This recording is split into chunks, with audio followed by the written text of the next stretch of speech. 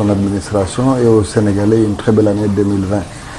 Donc je suis heureux aussi de participer à cette émission. Je pense que c'est la 3e fois que je viens à Toute la Vérité.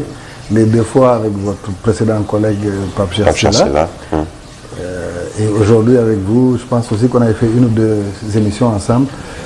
Mais c'est toujours un plaisir d'échanger avec vous. Un plaisir également d'échanger avec vous, je le disais, directeur, puisque vous êtes le directeur des domaines. Alors, c'est une précision à faire, puisque certains ont rapidement fait de dire, il ne faut pas dire directeur général des domaines, c'est le directeur des domaines, c'est quand même un sacerdoce. Bon, c'était juste une précision et une petite boutade. Alors, si on devait revenir sur El Hadj Mamadou Diaw, plus connu sous le nom de Mame Boye Diaw, on ne va pas revenir sur votre CV, mais peut-être juste brosser quelques points de votre CV, une maîtrise en sciences politiques, option relations internationales, vous avez été à l'ENA, vous êtes sorti de l'ENA avec le titre d'inspecteur des impôts, chef de centre, receveur des domaines, conservateur de la propriété et des droits fonciers, assiette et recouvrement entre autres. En 2014, vous êtes nommé à la tête d'une nouvelle direction des services fiscaux régionaux. Aujourd'hui, vous êtes le directeur des domaines. Ça, c'est sur le plan purement administratif, mais sur le plan politique, on reviendra un peu sur votre CV politique, puisque vous en avez également. Mame Boye Diaw, touche à tout, mais vous êtes quand même dans le sérail depuis assez longtemps. Oui, bon, vous avez bien, je pense, de façon sommaire, vous avez pu résumer la carrière. Vous avez oublié la part qui m'importe essentiellement, c'est ma jeunesse à Kolda. Oui, j'ai fait mon cycle primaire. Secondaire, jusqu'au bac. On ne voulait pas aller remonter jusqu'à si loin. J'aime qu'on me rattache chez moi, donc c'est une boutade aussi. Comme les gens aiment parfois mettre l'accessoire sur le principal, je vais pas revenir dessus. Mais bon, plus sérieusement, c'est vrai, c'est un peu ça ma carrière, sauf que entre 2014 et 2019, donc j'ai eu une haute nomination par le président de la République. C'est-à-dire que j'ai été d'abord, c'est vrai, en 2014 le directeur des services fiscaux régionaux. En 2017, le directeur des services fiscaux. Donc depuis 5 ou 6 mois, maintenant le directeur des domaines. Le directeur des domaines. Alors, pour expliquer un peu aux Sénégalais qui sont peut-être pas si puristes que cela, votre rôle dans le domaine, parce que le nom de directeur des domaines, on a tout de suite fait de rattacher cela à l'ancien directeur des impôts et domaines, Mamour Diallo. Quelle différence aujourd'hui entre impôts et domaines, et surtout votre direction des domaines et le rôle que vous jouez aujourd'hui, notamment dans l'administration de manière générale et surtout sur le foncier? Bon, la direction des domaines est logée au ministère de l'économie et des finances et du budget actuel. D'accord. C'est une des directions de la direction générale des impôts et domaines qui a, de façon résumée, une compétence en matière fiscale et en matière foncière. Les compétences fiscales sont essentiellement gérées par la direction des grandes entreprises, la direction des moyennes entreprises, la direction des services fiscaux, qui sont aidés dans leurs tâches par la direction du contrôle fiscal. D'accord. Il y a aussi la direction du contrôle fiscal, comme je le disais. Il y a du côté du foncier, du bloc foncier, il y a la direction des domaines et la direction du cadastre. Donc ça, ce sont les directions qu'on connaît le plus. Le cadastre et les domaines gérant le bloc foncier. Mais à côté, nous avons beaucoup d'autres directions qui nous aident dans le cadre des tâches que nous avons tous les jours, notamment une direction de l'administration et du personnel, une direction du contrôle interne, une direction des systèmes informatiques et une direction du contrôle interne. Donc c'est tout ça qui fait la DGID. Maintenant, c'est vrai, le foncier étant, comme le disait le président de la République, peut-être 80 ou 90% des conflits ou des situations qu'on lui fait connaître, c'est normal que le directeur des domaines soit le plus exposé. Ça a été le cas de mon prédécesseur, c'est mon cas aujourd'hui. On dirait qu'il y a tout de suite une explosion médiatique. Bon, pour mon cas, c'est un peu différent parce que je suis quand même devenu un peu un membre de cette bulle médiatique sénégalaise. Mais bon, donc le poste de directeur de domaine vous expose davantage aux questions d'actualité. Parce que les questions foncières sont importantes, parce que la politique foncière du pays aussi est fondamentale pour le choix qu'on a fait d'aller vers l'émergence. Mais qu'est-ce qui vous expose justement à ces problèmes et surtout à ce tapage médiatique quand vous êtes dans le foncier? C'est vrai, le chef de l'État l'a dit, 90% des problèmes sont liés au foncier. Est-ce à dire que la politique foncière, ou en tout cas la gestion du foncier au Sénégal, pose encore problème et qu'il y a des choses à revoir concernant ce domaine-là? En fait, il y a déjà une incompréhension des Sénégalais de ce qui se passe. Parce que dans le bloc foncier sénégalais, il y a une juxtaposition de régimes qui fait qu'on peut ne pas comprendre. Entre le domaine national et le régime de l'immatriculation, entre ce qui est domaine de l'État et domaine privé, tout ça, parfois, les Sénégalais n'ont pas eu la curiosité de s'informer comme il faut. Et notre direction générale aussi a peut-être ces dernières années une attitude un peu plus agressive pour se faire connaître, mais au préalable, elle était restée dans son carcan pour ne pas trop être connue par les usagers. Il y a ce premier problème, c'est la méconnaissance par les Sénégalais en général des textes qui les régissent, mais aussi il y a le fait qu'il y a une multitude d'acteurs sur des terres dont on peut ne pas physiquement identifier les limites. Donc vous avez les collectivités territoriales qui interviennent, les élus locaux, vous avez l'administration et vous avez aussi même au sein de l'administration plusieurs branches. Donc vous avez les domaines qui interviennent, l'urbanisme, le cadastre. Tout ça fait que parfois on peut avoir une lecture qui n'est pas conforme à ce qui se passe. Et c'est de là que naissent les conflits. L'essentiel des conflits découle surtout du fait que certains Sénégalais à bon droit pensent que quand ils ont une délibération d'une collectivité territoriale, d'une commune, aujourd'hui, ils ont un titre de propriété qui est safe, sécurisé. Parce que le titre foncier, le bail et une délibération qui t'attribue un terrain n'ont pas les mêmes valeurs juridiques. Une délibération concerne une terre du domaine national. Donc là, les terres du domaine national, par essence, comme leur nom l'indique, ce sont des terres qui appartiennent à la collectivité. Maintenant, elles ne sont pas immatriculées. Maintenant, le plus souvent, ce qui se passe, c'est que beaucoup de Sénégalais ayant des délibérations de communes ou anciennement de communautés rurales pensent avoir un droit de propriété sécurisé. Ils ne font pas les démarches nécessaires pour avoir un titre. Mais je pense que le chef de l'État avait quand même réussi, en tout cas, à annoncer même et mettre en exergue et en œuvre plutôt cette loi qui permettait à tout citoyen qui bénéficiait d'un titre de bail de pouvoir... C'est deux choses différentes parce qu'il faut qu'on dissèque déjà le problème. Donc, en général, par erreur, donc avec la sururbanisation qu'il y a, très souvent, les projets ou en tout cas les processus peuvent arriver à maturation. On immatricule des terres ou bien des requérants viennent demander une immatriculation de terres, alors que parfois sur le plan de l'occupation, il y a d'autres Sénégalais qui y vivent. Ou bien des Sénégalais vivent pendant des dizaines d'années à bon droit dans des localités et après... du jour au lendemain, d'autres personnes viennent chercher un titre de propriété parce qu'en réalité, ce qui incombe à l'administration domaniale, c'est que quand vous demandez de la régularisation d'un terrain et que vous avez des documents qui attestent de votre propriété, une délibération, etc., nous on va procéder, si le dossier est bon, on va procéder à un avis favorable et qui va entraîner après l'immatriculation de cette terre pour la mettre à votre nom. À ce moment-là, on se rend compte très souvent qu'il y en a d'autres qui avaient habité et qui pensaient aussi qu'à bon droit, ils étaient dans en termes très, très simples, un titre foncier ou un terrain de 150 mètres carrés qui appartient et à Mambo Diao, et à Birahim Touré, et à Baba Diao, alors que tous détiennent des papiers administratifs. Ce qui n'est pas normal, c'est ce qu'on essaie de combattre. Et ça nous amène les plus durs des conflits, notamment la situation difficile que vivent les populations de Tivaouane. Parce que là, ce sont des populations qui habitent depuis une vingtaine d'années, mais aujourd'hui qui sont assises sur un titre de propriété qui appartient à quelqu'un d'autre.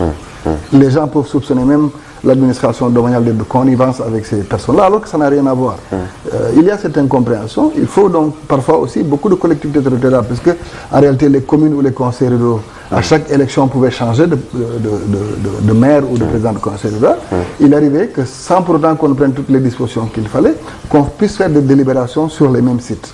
Et tout ça a amené cet imbroglio dans lequel nous essayons de démêler les cheveux aujourd'hui. Maintenant, ce dont vous parliez tout à l'heure qui concernait la décision historique du président de la République, qui voudrait que tous ceux qui ont un titre, en fait, un droit de propriété, un bail ou un permis puissent bénéficier d'un titre foncier. Mais gratuitement.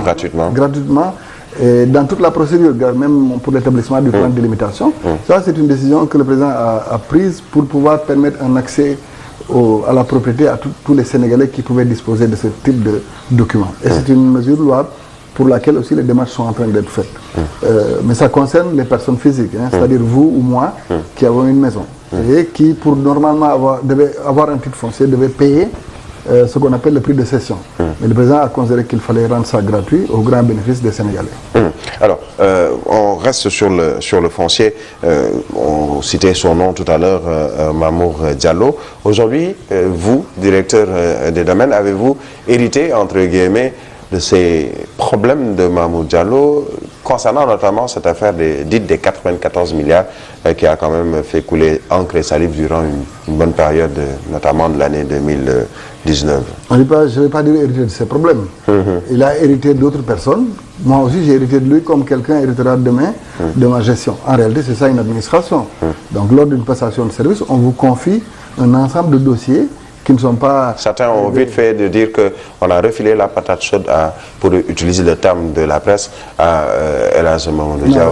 Le dossier des 94 milliards, comme vous l'appelez, a quitté le cadre de la direction des domaines.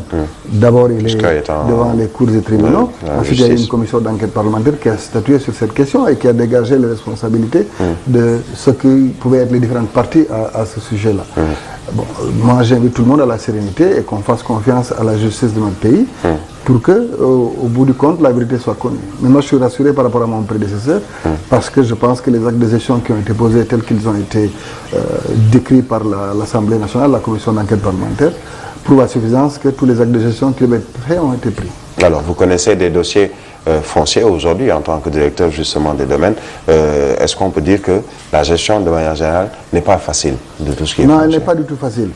D'abord, c'est les lourdeurs des procédures. Quand vous faites une demande de régularisation, pour être simple, quand vous faites une demande de régularisation, déjà, vous avez un ensemble de documents à déposer qui demandent, après votre dépôt, donc, qu'on saisisse certains services techniques. En général, le cadastre, l'urbanisme et les domaines, chacun devant donner son avis par rapport à la situation. Chacun par rapport à son domaine de compétence. Moi, je n'ai aucune emprise sur un bureau du cadastre ou un bureau de l'urbanisme pour pouvoir astreindre ces structures dans un délai. Et je pense que d'ailleurs, je souhaite que dans le cadre du doing business, qu'on ait, comme on l'avait fait pour les autorisations de construire, qu'on ait un instrument de mesure du suivi des demandes de régularisation. Qu'on crée une application. Faciliter les choses. Je pense, parce que c'est un des points d'insatisfaction que les Sénégalais partagent ensemble.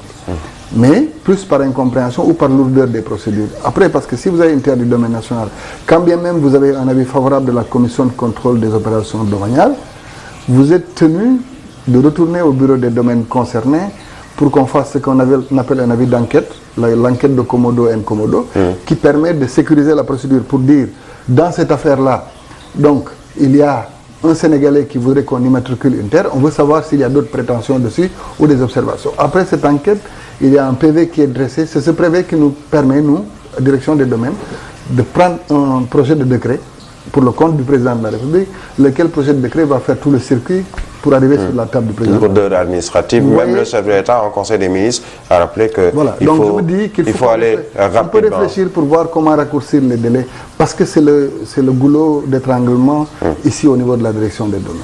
Alors, oui. Donc on peut voir comment alléger les choses et raccourcir les procédures. Mais aussi on peut voir comment créer une visibilité par rapport à ça, parce qu'aujourd'hui nous avons beaucoup de demandes qui viennent des Sénégalais, nous avons donc beaucoup d'instances et la commission de la CCOD n'a pas, même si elle le voulait, ne peut pas traiter plus de 250 dossiers par commission.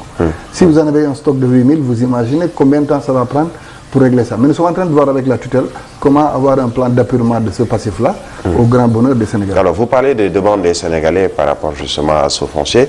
Est-ce qu'on peut dire que la demande est supérieure à l'offre, ou est-ce que l'offre peut suffire à cette demande pour que tous les Sénégalais, comme c'est un souhait également du chef de l'État, puissent bénéficier de terres qui pourraient être habitables après? Je pense qu'il y a 2 ou 3 actions qu'il faut combiner.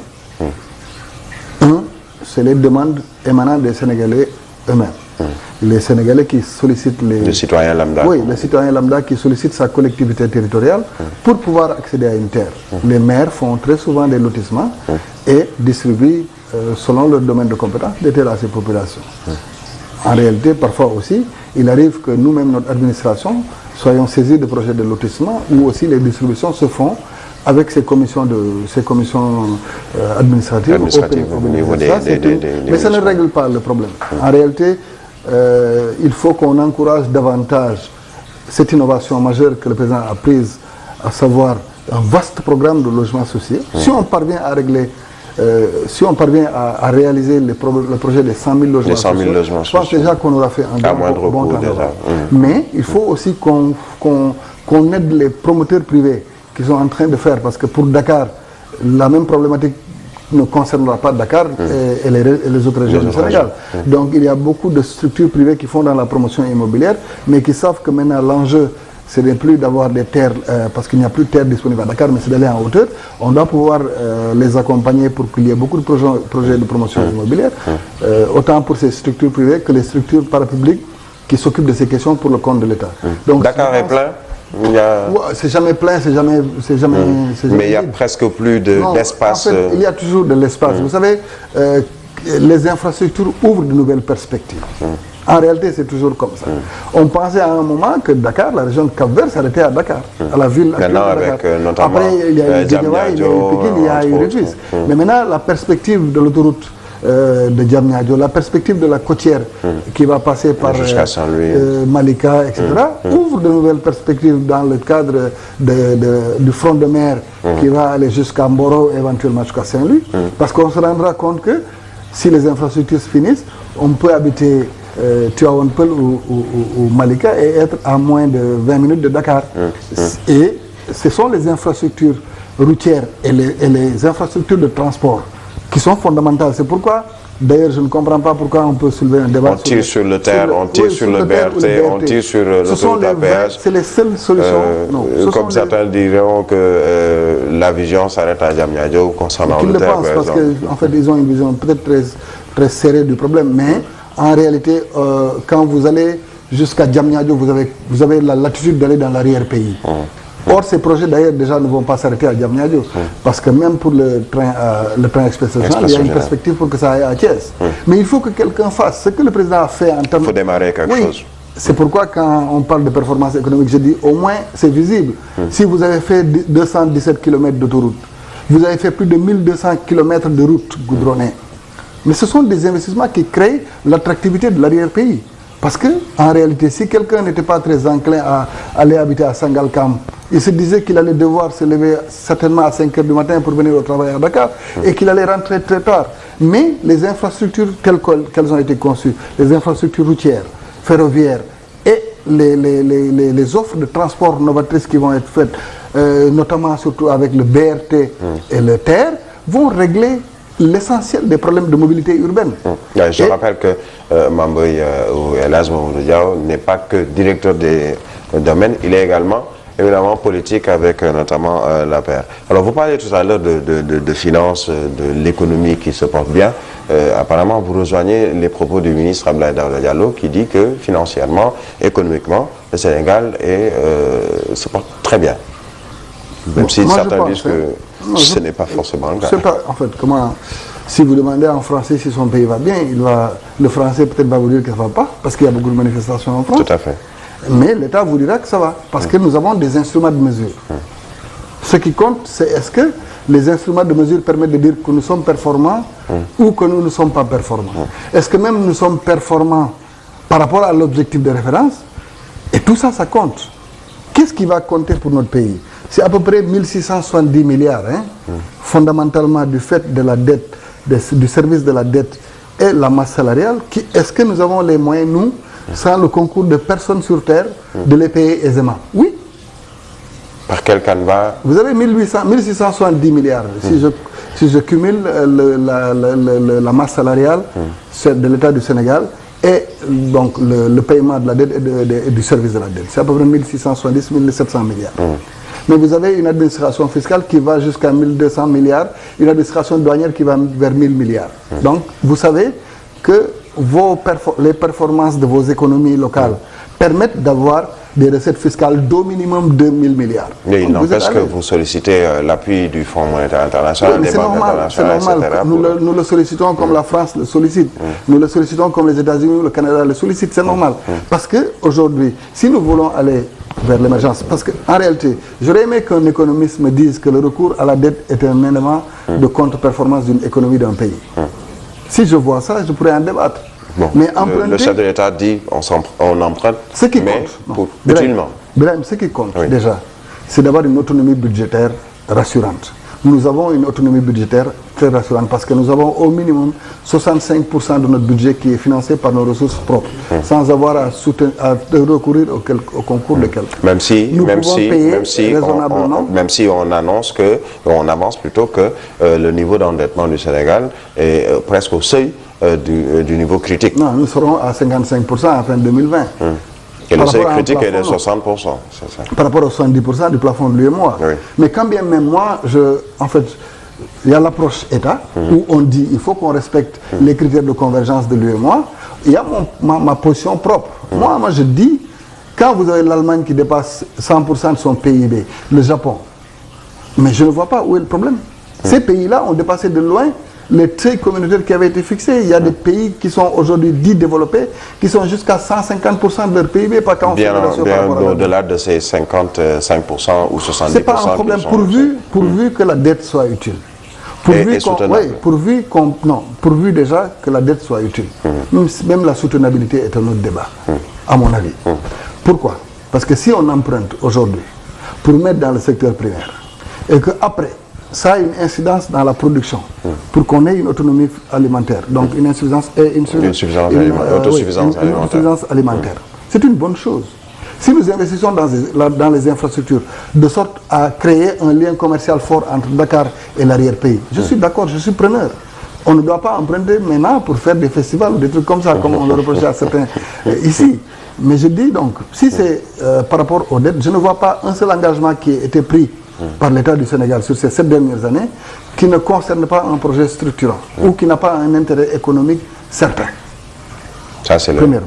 Deuxièmement, nous sommes encore loin des critères de convergence qui ont été définis par l'UEMOA. Donc, à mon avis, il n'y a pas de problème. D'ailleurs, même quand on a parlé aujourd'hui du fait que nous quittons le statut de pays à taux d'endettement faible à modéré, nous voyons qu'il n'y a aucune incidence sur nos rapports avec les bailleurs internationaux.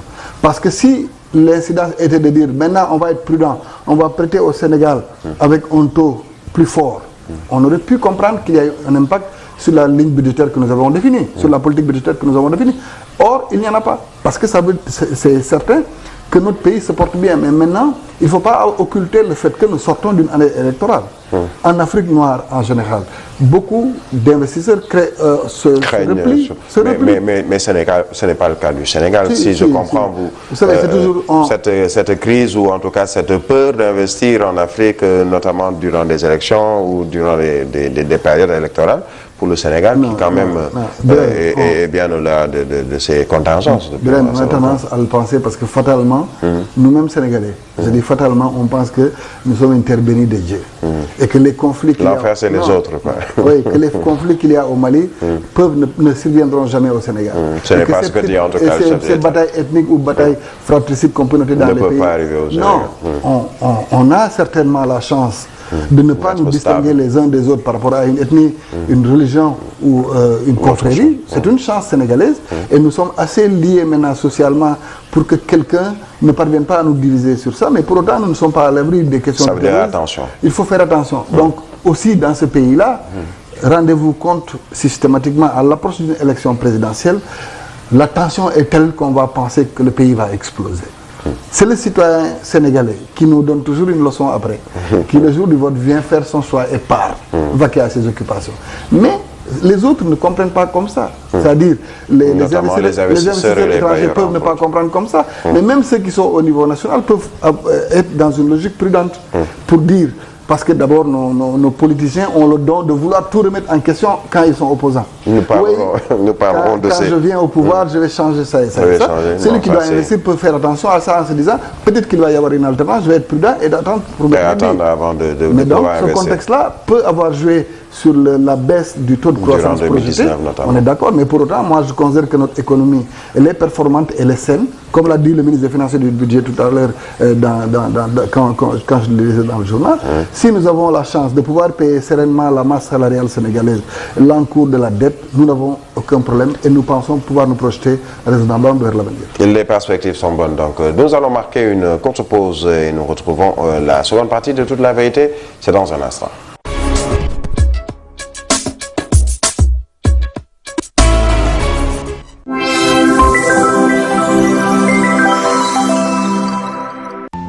Kalinex gaamu produit bu baax la bu ñu taamu ñun yaay yi ngir toppatoo suñu bébé am na couche ultra absorbante lingette poudre talc am na crème huile eau de toilette ba ci gel shampoing Kalinex mbégte doom ak yaay kese la. Disponible chez Casino.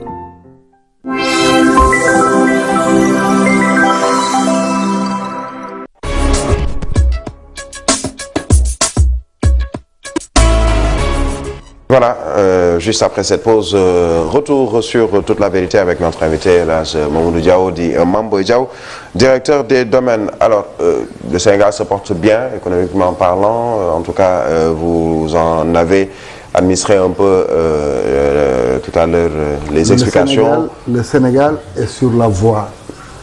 Oui, on va vers l'émergence. Sénégal émergence, c'est votre... Nous ne sommes pas en crise. C'est votre cheval de bataille. L'émergence, c'est un cap que nous nous sommes fixés tous. 2035. Je ne pense pas qu'un Sénégalais ne veuille pas atteindre l'émergence. Mais maintenant, nous pouvons dire que nous marchons assurément vers le progrès.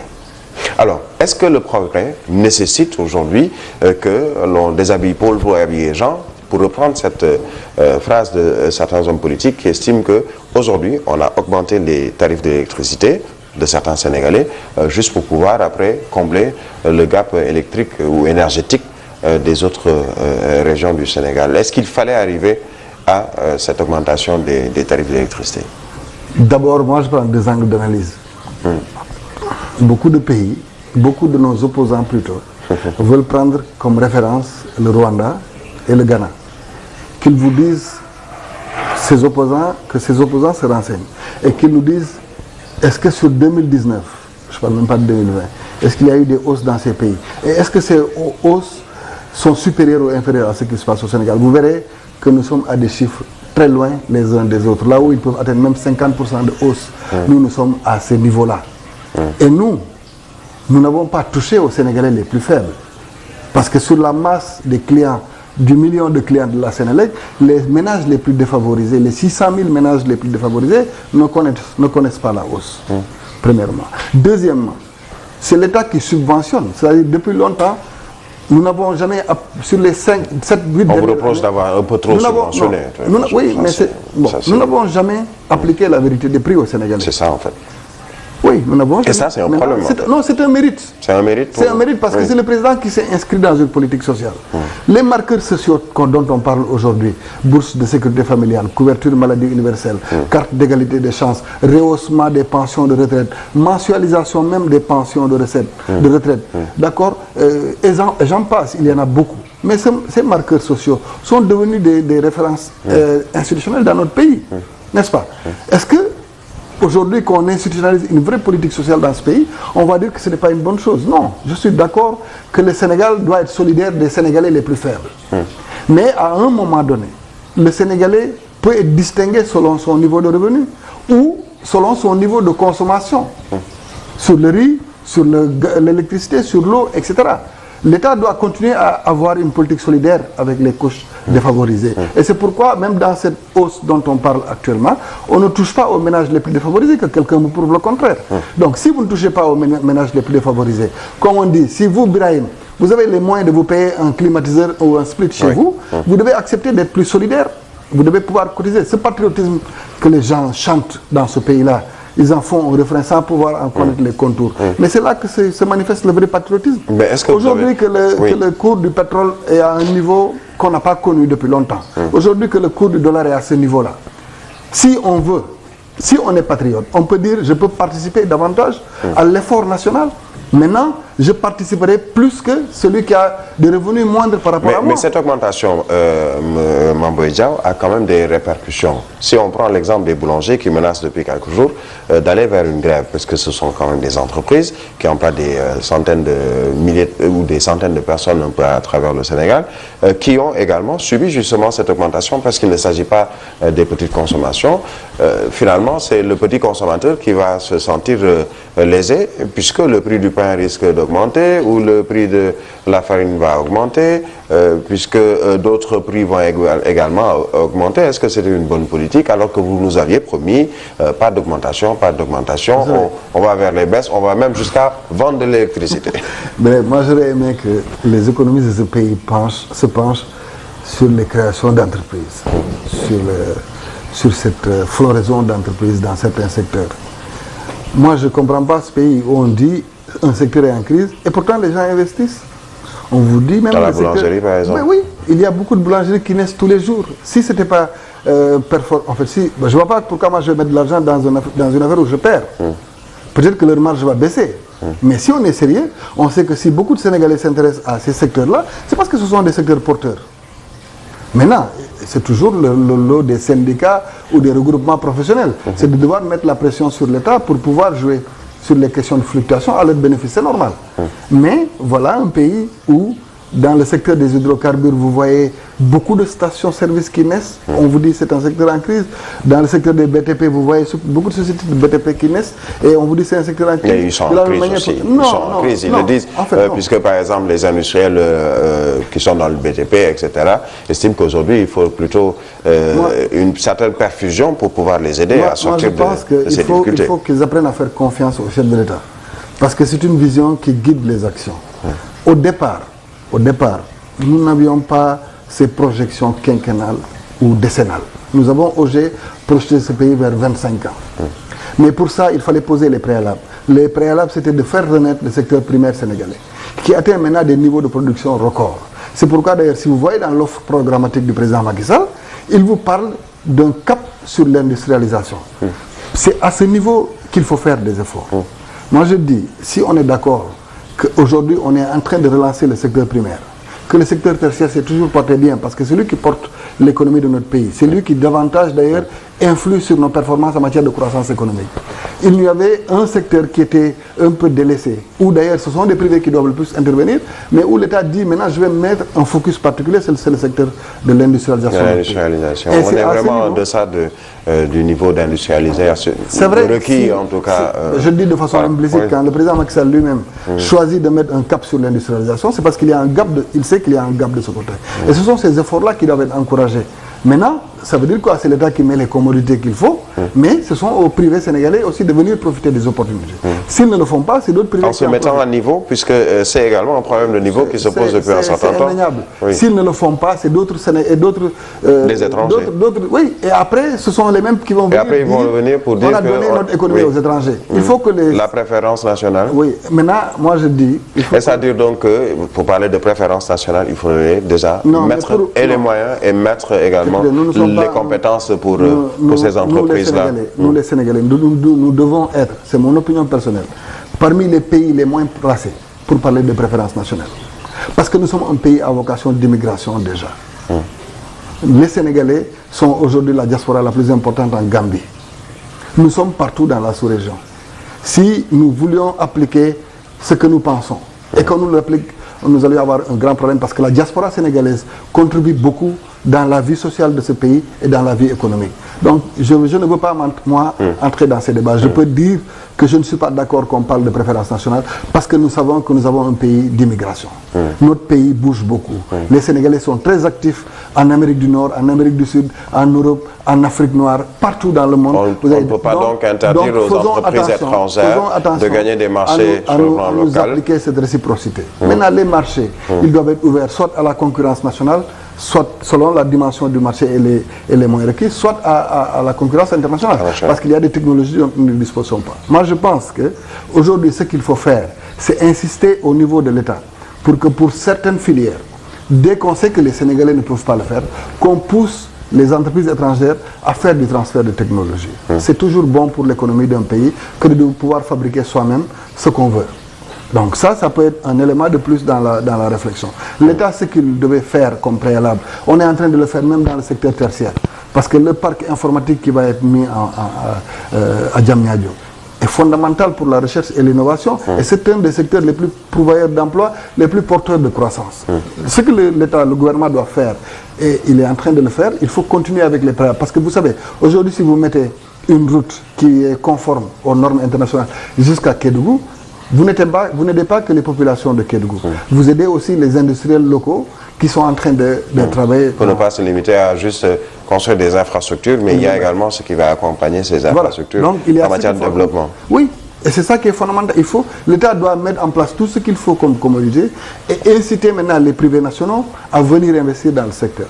Mais nous avons cette tendance à ne pas oser être des pionniers. Nous attendrons que quelqu'un vienne de faire pour vouloir faire la même chose. Mais ceux qui veulent être pionniers vous disent qu'il y a beaucoup de taxes, il y a toute des lourdeurs administratives qui finalement nous poussent à même sortir. On a vu certaines entreprises qui ont préféré peut-être aller s'établir à l'étranger. On se souvient par exemple de Jean Lefebvre avec M. Baratal qui a même à une période préféré aller en Gambie. Quelqu'un comme Pierre Gouyabi Atepa qui vous dira que j'ai plus de chantiers à l'étranger qu'au Sénégal, puisque le Sénégal ne m'offre pas l'opportunité, en tout cas les gouvernants ne nous offrent pas l'opportunité de travailler pour notre pays. Que répondez-vous par exemple à ceci?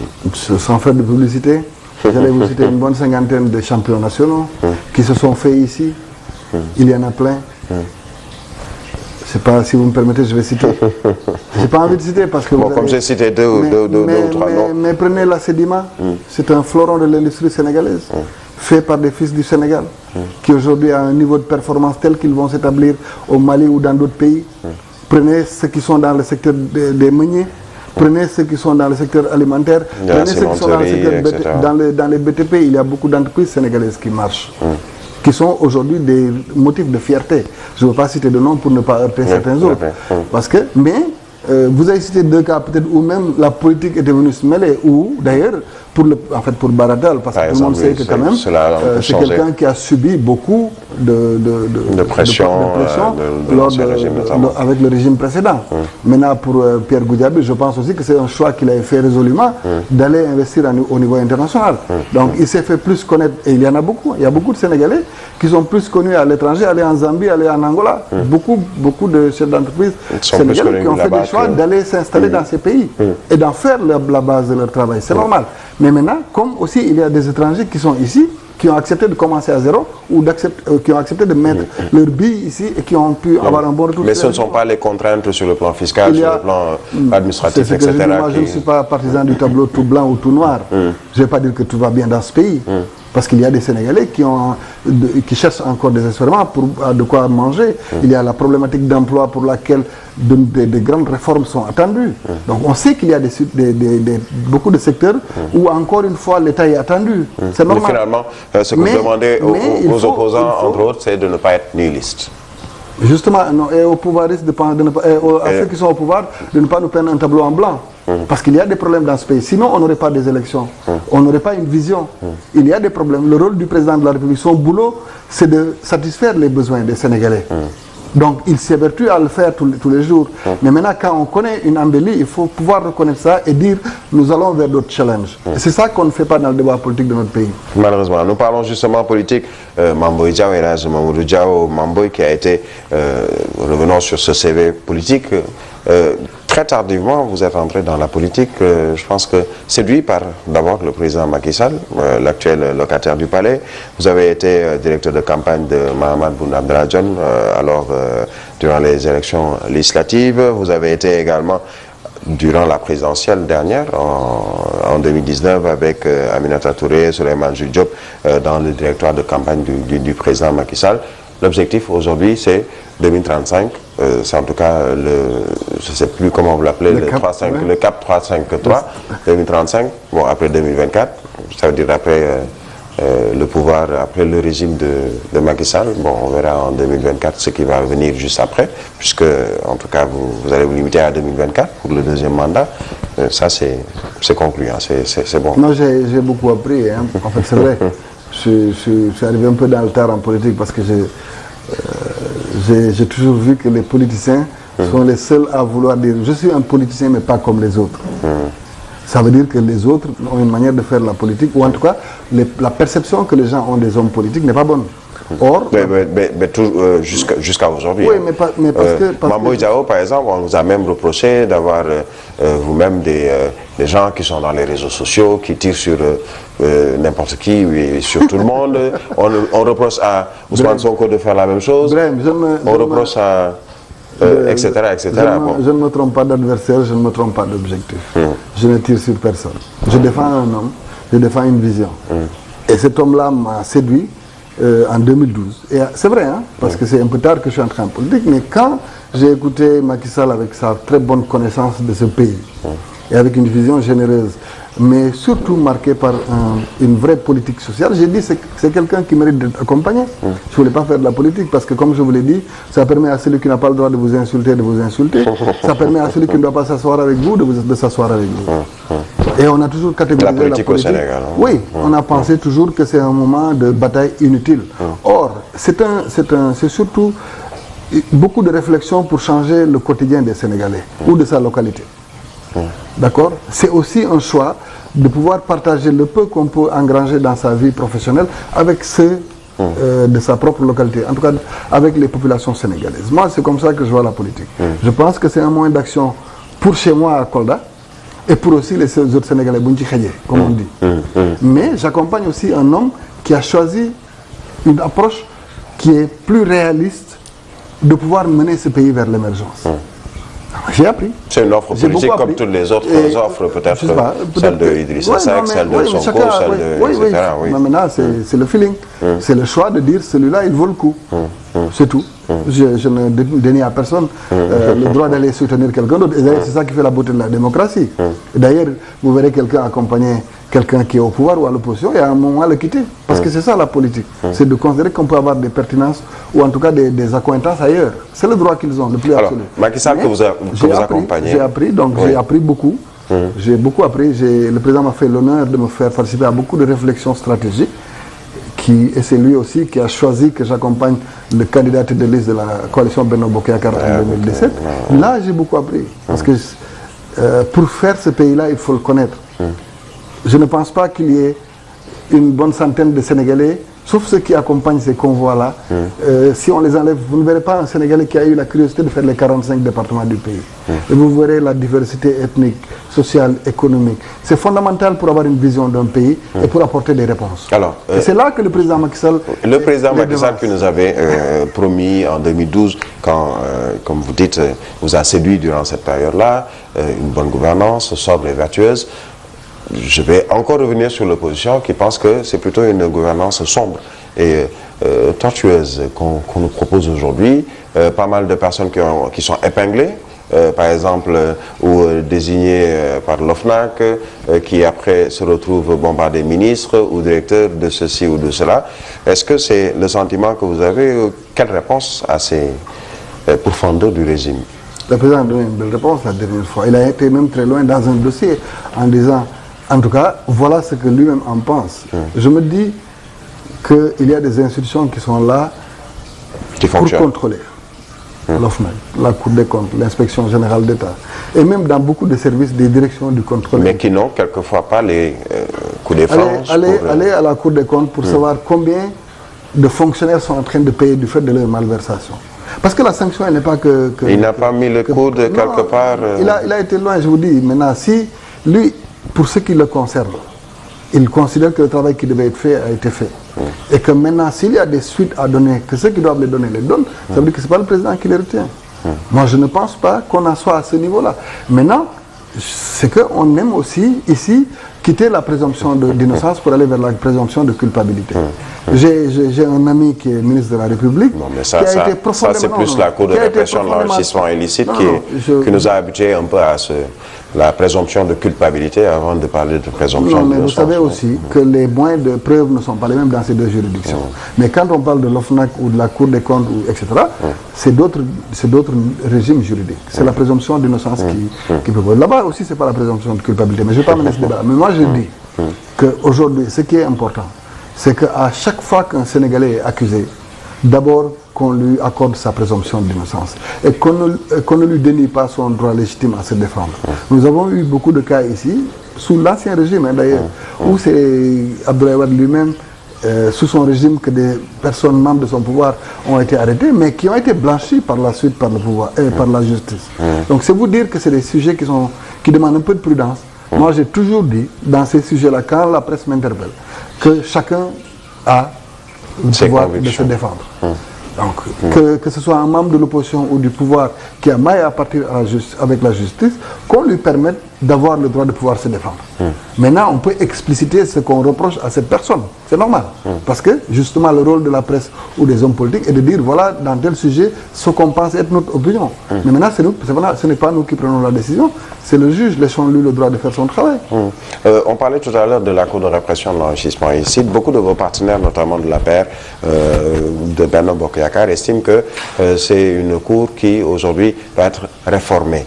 Vous êtes politique, vous suivez l'actualité depuis déjà assez longtemps. Que pensez-vous justement de cette CREI qui, en quelques années, n'a finalement eu comme seul client que le fils de l'ancien chef de l'État, ou l'un des rares clients en tout cas, celui le plus visible. Ce n'est pas le seul client, mais maintenant aussi, il faut savoir ce qu'on veut. Dans ce pays-là, on aime diaboliser l'État en disant qu'il a pris en grippe une ou deux personnes, mais après, quand l'État aussi est dans une approche prudentielle, on lui dit, vous n'avez pas fini de tirer sur tout le monde. Oui, parce qu'on nous a proposé une liste de 28 personnes, on s'est limité à 2 ou 3. Nous avons des enjeux. Ce pays a des enjeux qui n'ont rien à voir avec ce que l'individu à son niveau personnel peut considérer comme un enjeu. Je prends comme référence la rentrée des cours et tribunaux. La question du terrorisme. La prise en charge par nos cours et tribunaux de cette question-là est fondamentale. Ça veut dire que nous anticipons déjà sur un sujet qui va être là bientôt, tôt ou tard fatalement. Nous faisons face avec les renseignements, avec l'armée, avec tout ce qu'il faut au niveau de l'État pour essayer d'annihiler cette crise, ou en tout cas pour faire de sorte que ça n'arrive pas chez nous à ce niveau-là. Mais il faut anticiper sur ces questions. Ça, c'est un sujet. Ils ne vous parleront pas de ces questions parce que ça ne les intéresse pas. On est sur le détail. Ce pays-là, c'est un sujet qui sûrement sera abordé dans le cadre du dialogue national, avec notamment le comité de pilotage qui a été mis en place et le dialogue national qui sera dirigé par Famara Ibrahima Sagna. C'est un des sujets qui devrait normalement intéresser et vous autres politiques et ceux de la société civile. Parce qu'en réalité, on peut arriver à des consensus forts. Ce que le dialogue permet, c'est d'avoir toutes les composantes de notre pays, discuter de sujets qui concernent notre pays. Pas le cas du terrorisme, par exemple. Pas sur le processus électoral uniquement, parce qu'on est en train de penser que ce dialogue qui est en train d'être mené sous la direction de Famara Ibrahima Sagna et de Général Nia sont des dialogues politiques, alors qu'en réalité, nous parlons d'institutions, nous parlons d'économie, nous parlons de social, nous parlons de sécurité. Et c'est là qu'on peut avoir le consensus fort. Et d'ailleurs, nous, ce que nous ne faisons pas au Sénégal, c'est de mettre en exergue ce qui fait notre force. Moi, je dis que si nous sommes, c'est vrai, si nous sommes encore épargnés de ces questions-là, c'est vrai que l'État fait son rôle dans les renseignements et dans la prévention. Mais aussi, le Sénégalais fait son rôle. Le chef religieux sénégalais fait son rôle. Parce que nous sommes là, dans un pays où nos chefs religieux montrent qu'ils ont une cohésion d'ensemble, dans une même religion. Nous voyons même les chefs religieux de confessions religieuses différentes nous montrer qu'il faut maintenir ce socle social. C'est sur des valeurs comme ça qu'on doit tirer pour que nous continuions d'avoir cette solidarité que nous avons à l'intérieur. Il y a une solidarité qu'on n'aura pas chez les politiques. Ça, mais nous l'avons. Vous savez, il y a certains qui ne sont pas partie prenante du dialogue politique, ni celui du dialogue national. Non, il y en a qui n'ont pas participé à des plénières, mais qui participent dans les discussions thématiques. Je ne vois pas un seul parti politique qui a dit qu'il ne participe pas dans les différentes commissions. Politique, par exemple. Il y en a qui ont choisi d'aller s'intéresser au processus électoral. D'accord? Il y en a qui ont choisi de s'intéresser à toutes les questions. Il y en a qui ont choisi, et c'est leur droit de ne pas s'intéresser à toutes les questions. Mais toujours est-il que ce sont des Sénégalais. Parce qu'en réalité, vous savez, aujourd'hui, si vous avez tout ce qui est représentatif des corporations, d'accord? Et vous avez le parti au pouvoir, vous avez 80% des Sénégalais, normalement. Donc, ce n'est pas une marge faible qui décide de faire un peu dans la presse spectacle qui va empêcher que les consensus forts se dégagent. Mais je dis, puisque c'est le destin du Sénégal qui est en train de discuter, et puisque une fois celui qui a été élu pense qu'il lui faut l'avis de tout le monde pour comprendre des décisions fortes, que chacun en profite. Ce n'est pas, une manière ou un saupoudrage pour ferrer l'opposition, pour ensuite poursuivre pour quelle suite? Certains disent qu'on veut aller au-delà de 2024 pour un troisième mandat. C'est ce qui se discute, par exemple, d'où le report des élections locales qui normalement devaient se tenir en 2019. Attendons de voir, on fait beaucoup de météo et de spéculation dans ce pays. Attendons de voir, comme l'a dit le président de la République, lui il a donné son opinion et il avance. D'autres pays ont donné leur opinion. C'est le cas par exemple de Buhari du Nigeria, Issoufou du Niger, et pourtant des pays qui quelquefois sont ou traversent des crises. Comme le président Macky Sall a donné son opinion, qui ne vous suffit pas. Vous êtes dans la spéculation. Vous qui, comme il a dit, non, vous qui ne suffit pas. Bon, vous les journalistes, plus par curiosité intellectuelle qu'autre chose. Mais les autres, c'est comme qui dirait qu'ils ont envie d'entendre ce qu'ils veulent entendre. Mais même, quelles que soient les réponses qu'il donnera, comme il a dit, ça ne va rassurer personne. Donc, attendons de voir.